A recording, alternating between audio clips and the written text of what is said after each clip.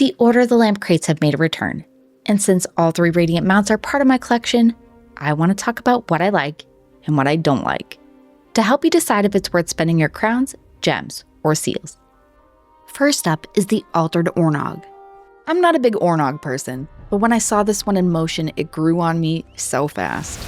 It's covered with oceanic blues and purples, with a constant shimmer moving across its body like sunlight filtering through water. The community has called it an Asian-style water dragon, and once you see it, you can't unsee it. The saddle is dark purple and blends so well it almost looks like extra scales and fins instead of a saddle. But it's also got one weak spot. The capacity upgrade bags are bright red. Every time I look at it, I wish they'd matched the palette. This mount doesn't hide its best features. The water aura is always on. The floating orbs can feel a little too static. I wish they orbited or phased, but they're undeniably unique. The summon is a giant ball of water that rains down and spills open into the mount and droplets suspended around it. One of my favorite summon animations. Your character holds a water orb in their hand while you ride around, with a watery trail following your path. When you rear up, water sprays from its mouth, and the orb in your hand bursts with energy, sending glowing light to the droplets and adding little wisp-like tails to them when you run. At 1,200 gems, it's the cheapest Radiant for this crate, and the summon alone sells it.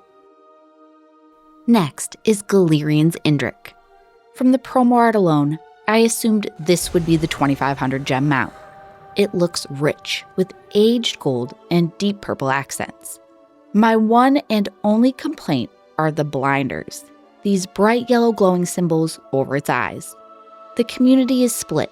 Some love this detail, and some wish they'd been left off. I personally don't hate them, but I do think the mount would look better without them. Standing still, it's a pretty golden Indrik with flashy accessories and an aura of sparkly golden dust. But the summon and the rear up are what make it feel extra special.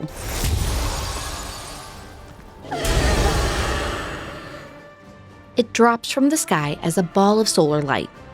Then when you rear up, that glow intensifies, and balls of fiery light spin around and follow you.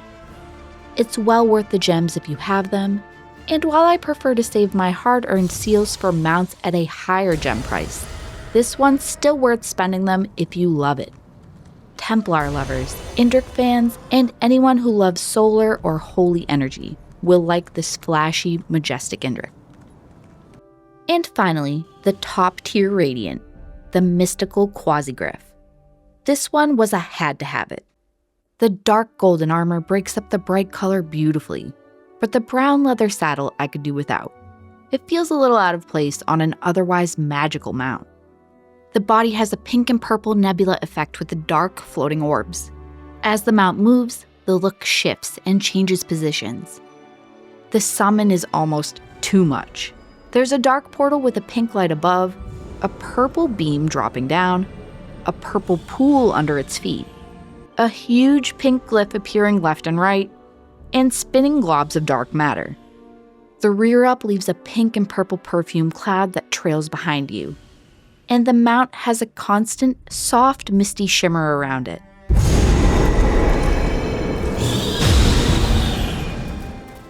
This one's the most expensive of the 3, and the one with the most going on. Exactly how the tiers should work. At 2,500 gems, it feels like 2,500 gems. There is a matching skin for your character in the crate, but the skin effects don't match the intensity of the mount. If you are planning to gem buy the skin too, just know that it's not a perfect match.